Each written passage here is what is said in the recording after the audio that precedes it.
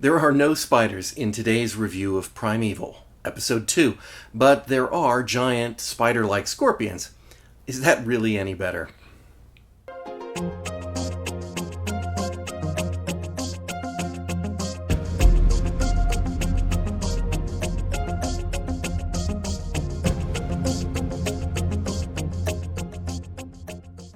We pick up Episode 2 of Primeval soon after the events of Episode 1. Last time, a group of people was thrown together to investigate the strange anomaly in the forest of Dean, but this time the team begins to develop more formally. But Connor's blabby mouth risks his place on the team when he tries to prove himself to Cutter. Meanwhile, Cutter has his secrets too. He doesn't bother to tell anyone that he's seen his missing wife and is now obsessing about finding her. Now, this week's anomaly is different from the last. It appears in a disused subway tunnel, and it seems to open not into the Permian, as the last one did, but into the Carboniferous, home of very large, creepy crawlies. When first spiders, and then a giant centipede take a stroll through time. Stephen is nearly killed, but is saved by Cutter and Connor, and Cutter's missing wife, Helen, puts in another appearance.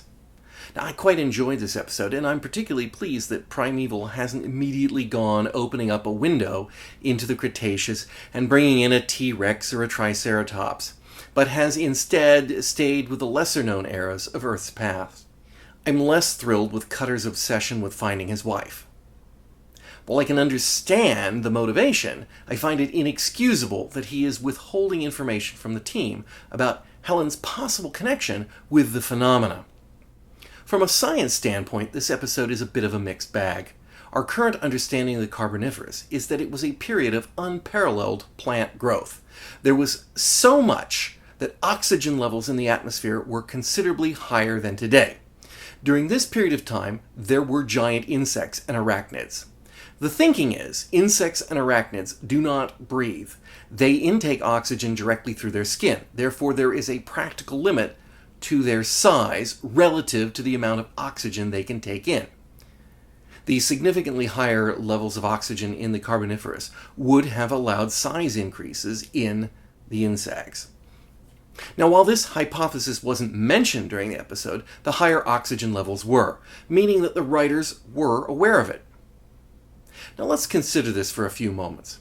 Assuming there's free flow of everything between both sides of the anomaly, atmosphere from the Carboniferous might or might not come through.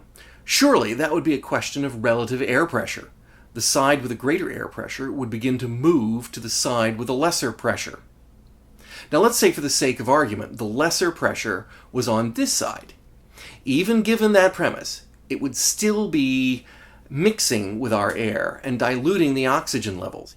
While the arachnids and the centipede might have wandered through into our time, it seems unlikely that they'd thrive enough to want to set up a colony, as it appears that the arachnids did. It's nice that they thought of the differing oxygen levels, but a shame that they didn't think it through. One thing I did like, and I liked it about Jurassic Park too, where they probably got the idea from, was that they were unaware of the true feeding habits and nature of the centipede. What we know of them, we know from fossil evidence and comparison with modern creatures. That there are gaps and false starts in our understanding of these creatures is perfectly natural.